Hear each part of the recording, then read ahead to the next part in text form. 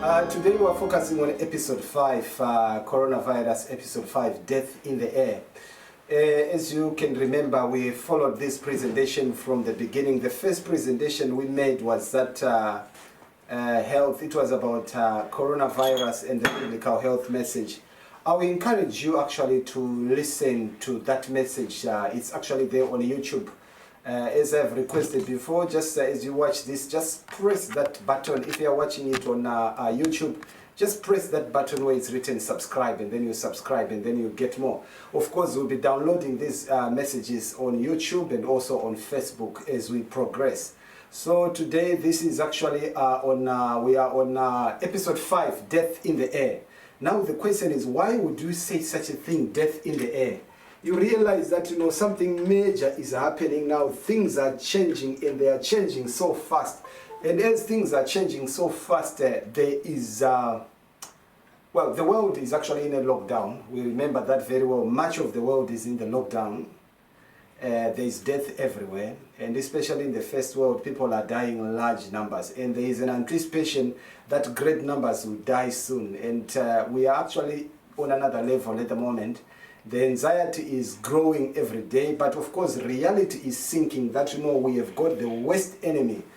I heard Trump talking recently, and he was saying that, we have got an enemy. We are in a battle and we've got an enemy, and this enemy, we cannot see it. It is because of the billions that has been pumped in to try and fight this coronavirus. And as I was looking at the news recently, you realize that, even in the first world, in the third world, there is a lockdown. And those who have been living in the cities, they've been migrated to rural areas, which is the best place to be, actually. If you are in the rural area where there are less people, where it's less crowded, you are in the best place to be, especially at this time. And business is actually at hold. That's exactly what it is. Now, the expectation from the words of Donald Trump is that they think that if they could contain this death to at least, just in US, to at least about 200,000, they would have done a good job. So they expect that the death will be way over 200, probably about 200,000. That's a big number of people dying in one country. In UK, I've listened to the news yesterday, and they were saying that, if we can contain it at about 20,000, that would be wonderful. If we would have done a perfect job. So there is a crisis right now, or even patient protective equipment. So the patient protective equipment is not a problem in the third world only. It's also a problem in the first world as well. And that actually leaves the health workers very vulnerable. I was watching the news and I was reading in the paper, they say 1 in 4 nurses and doctors, they are actually either on isolation or quarantine.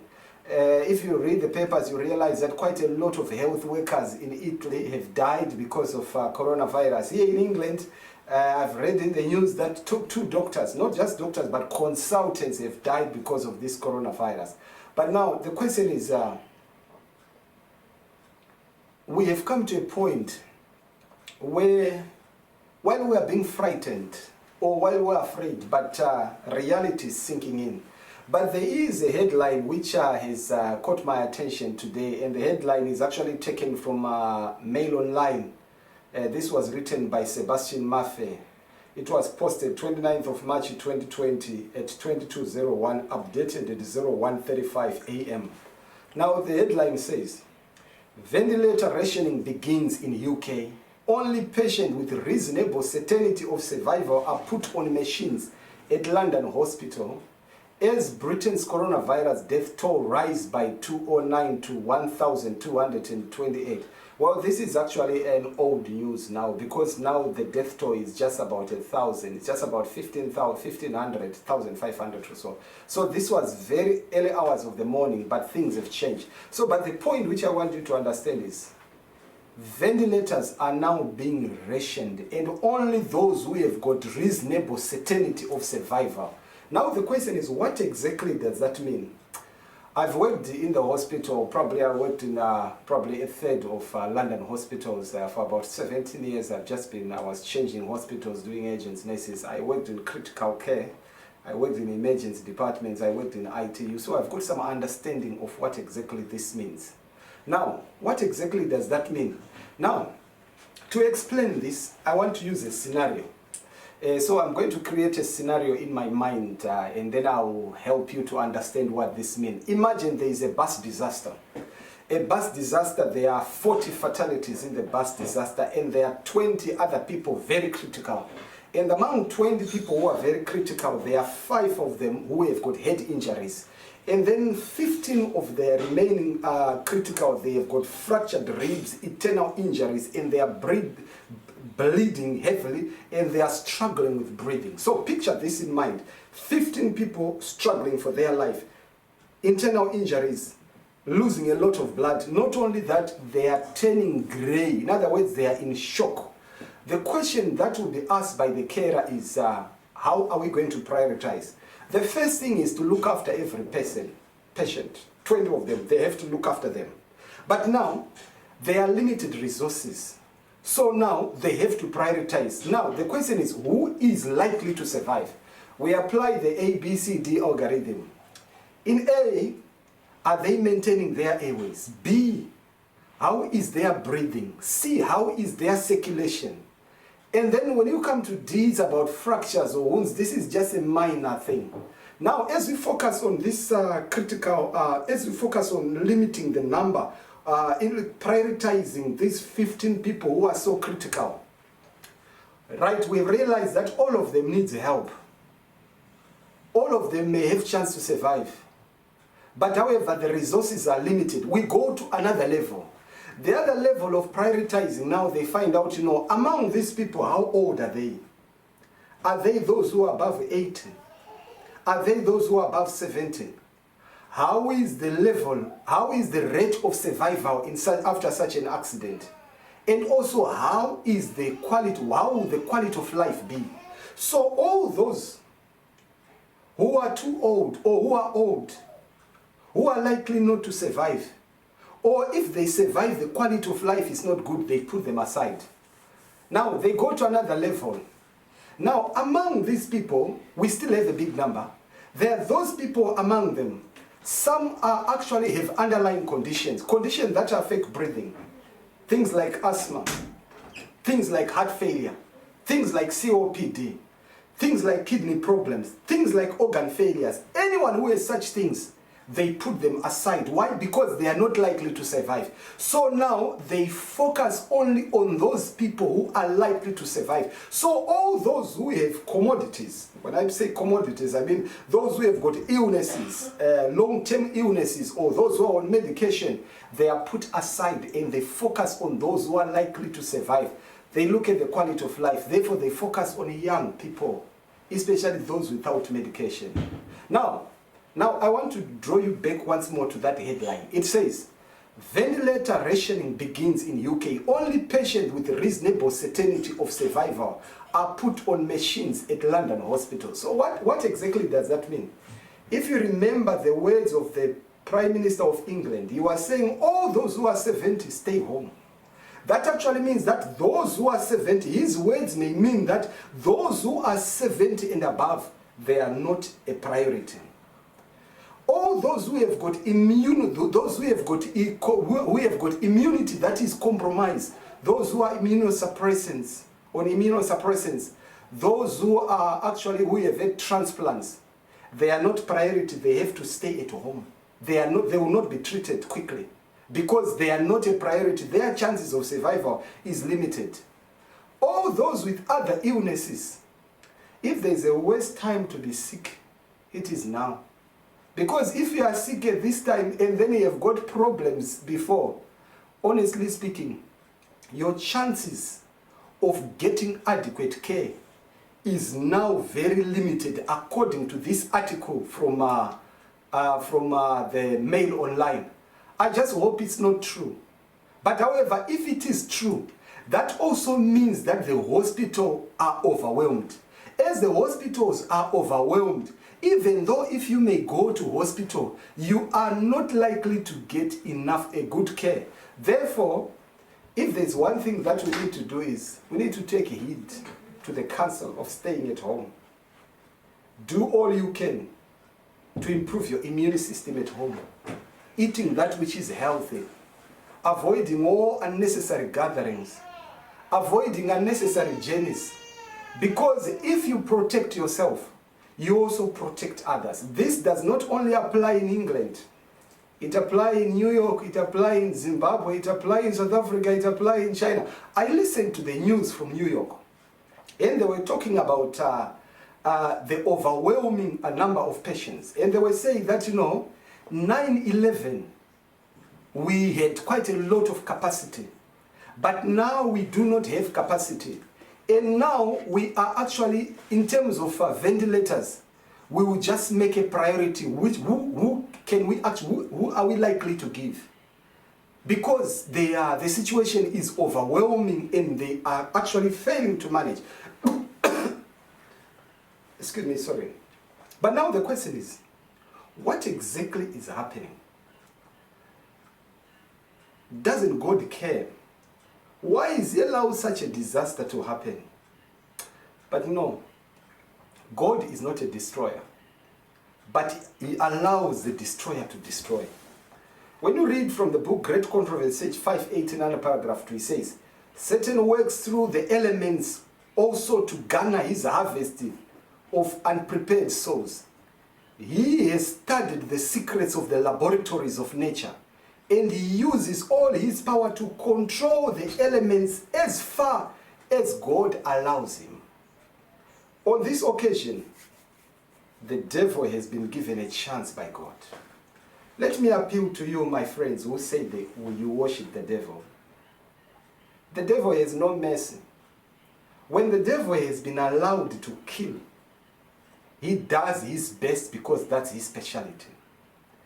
When he was suffered to afflict Job, how quickly flocks and herds, servants, houses, children were swept away. One trouble succeeding another as in a moment. It is God that shields his creatures and hedges them in from the power of the destroyer. In this coronavirus, it's only God that will look after us. Because without the mercies of God, we will not survive. The devil is determined to destroy everyone. But God, in his love and his mercy, because he's still in the most holy place, he's still holding the four winds of the earth. When he shall come, there will be people alive on earth. It says, but the Christian would have shown contempt for the law of Jehovah. And the Lord will do just what he has declared that he would. He will withdraw his blessing from the earth and remove his protection care from those who are rebelling against his law and teaching and forcing others to do the same. Satan has control of all who God does not especially guard.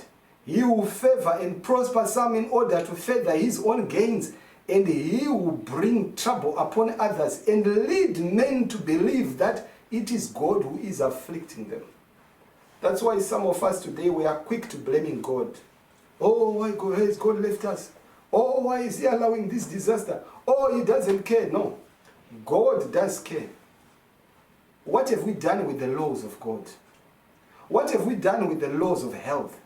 What have we done with the commandments which God has given us? We have forgotten God. We have decided to worship whatever we want to worship. Now we are in trouble, and indeed, let us not fool ourselves. This is just nothing. The coronavirus is nothing. The deadly one is yet to come. The Bible makes it very clear in the spirit of prophets that as we progress with time, the intensity of these disasters will be more, and also they will be more ferocious than what they are. So this pestilence, coronavirus, is nothing. The worst is yet to come. It says, why appearing to the Christian of men, children of men, as a great physician who can heal all their maladies? That's what the devil said, that he can heal. He will bring diseases and disaster until popular cities are reduced to ruin and desolation. Let me tell you, this is a pen of inspiration. This message is true, and this will be fulfilled soon. He will bring disaster until popular cities are reduced to ruin and desolation. You know, Birmingham is a big city, to those who are familiar to Birmingham. And at Birmingham Airport, they are building a very big morgue, preparing for those who shall die soon. When you go into London, they've built a very big hospital, a very big temporary hospital, 4,000 beds, in preparation for those who will be sick. Recently, they did build a mortuary, and I want to believe that they will build another mortuary soon, because the death rate is so high. So they need some big stuff there. They need big things to contain this death. Even now, he is at work regarding the devil. In accidents, in calamities by sea and by land, in great conflagrations, in fierce tornadoes, in terrific hailstorms, in tempests, floods, cyclones, tidal waves, and earthquakes, in every place and in the thousand forms. In other words, the devil is unlimited. He has got thousands of forms in which he will destroy people. Satan is exercising his power. He sweeps away the ripening harvest, and famine and distress follow. He imparts to the air a deadly taint. In other words, he sprays something in the air, and when he has sprayed something in the air, and thousands perish by the pestilence. Coronavirus is a pestilence. So let's not expect small number to die.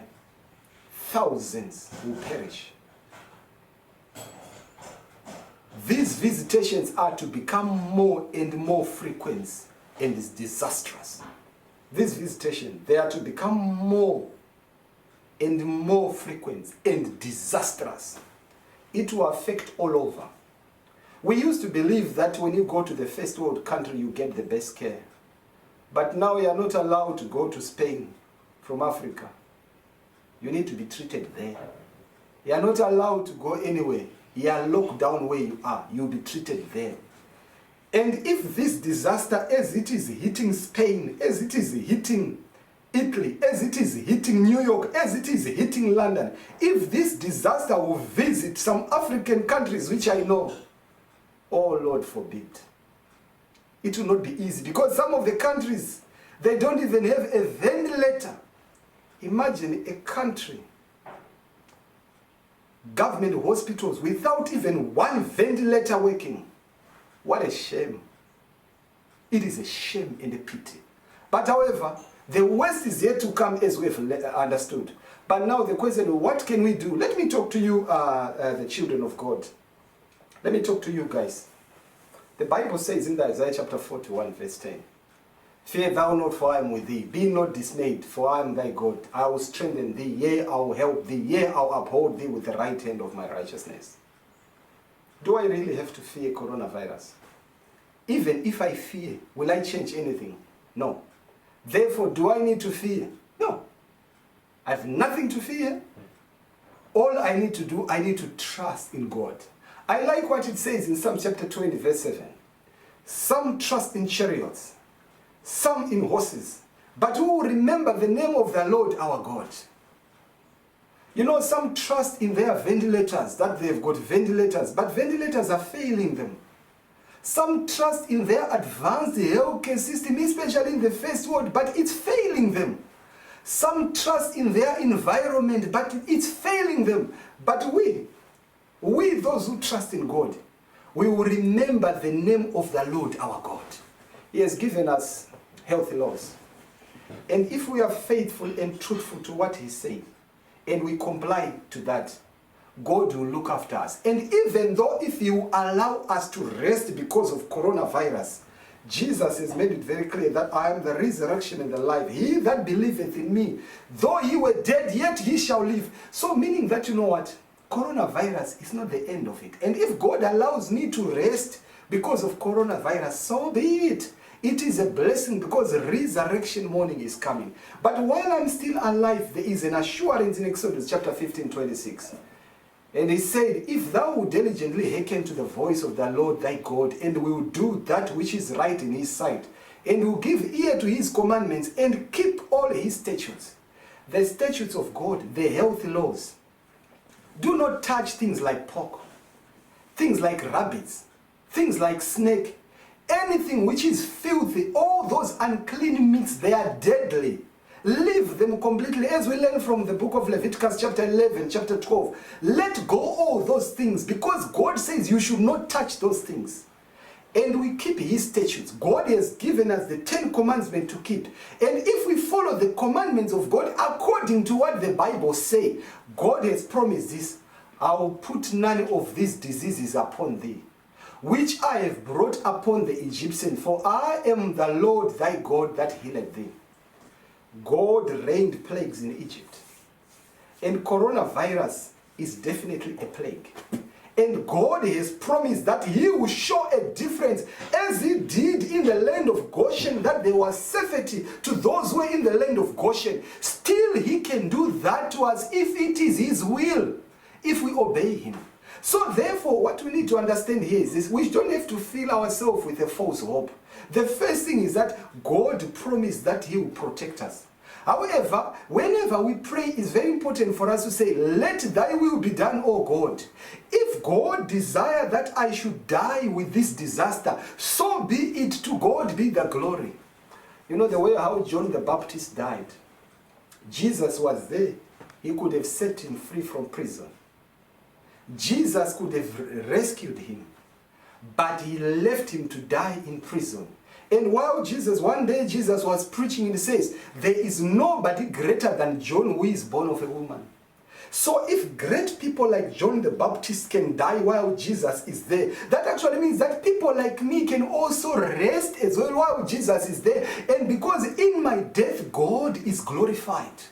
So what is death? Why should I fear to die? Why should I fear coronavirus? If there is one thing which God is saying to us today is, we need to remember where we have fallen. God is appealing to us, especially in the first world. Remember the Lord your God. In the first world, they are the very people who send missionaries all over the world. But today we, the great-grandchildren, we have forgotten this God that has sustained this world. And today, God has allowed the devil to deal with us. This is the time to return to God. You know, there is a promise in Deuteronomy chapter 28 and a curse. But I want to focus on chapter 28, verse 58.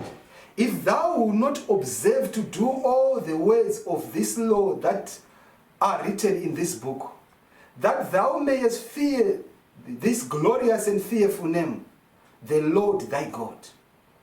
Some of us, we have already said that we worship the devil. I'm so sorry, you spoke in your ignorance, because you are so ignorant. If only you had wisdom, then you understand who the devil is. Then you definitely, right now, what you need to be seeking is repentance. And go back to this God who is merciful and is ready to forgive, and you abundantly pardon. Verse 59 says, then the Lord will make thy plagues wonderful, and the plagues of thy seed, even great plagues, and of long continuance, and sore sickness, and of long continuance. If we don't obey him, he promised plagues are coming, and they will take long. Now the question is, when will this lockdown finish? I don't know. But here in England, they are talking of 5 months to go. They will say to you 3 weeks, and then after 3 weeks, they say, we have added 3 more weeks. We have added 3 more weeks. It's a long way to go. But listen, this is an opportunity for us to return to God. It says in verse 60, moreover, he will bring upon thee all the diseases of Egypt, which thou wast afraid of, and they shall cleave unto thee. They were afraid of the diseases of Egypt. And God said he will bring them, and they will cleave unto us. Also every sickness, every plague, which is not written in the book of the law, them will the Lord bring upon thee until thou be destroyed. This will happen. The question is, so what then should we do? Let me tell you, my friends and colleagues, brothers and sisters. Let's comply with health laws. Where we need to wash our hands, let's wash our hands. Proper hand hygiene. Avoid unnecessary journeys. Avoid crowded places. Stay at home. Go to the rural areas. Enjoy the nature. You are safer where God wants you to be. Wisdom calls us to follow the principles of health. If you are in isolation, then do that, you protect the rest of the people.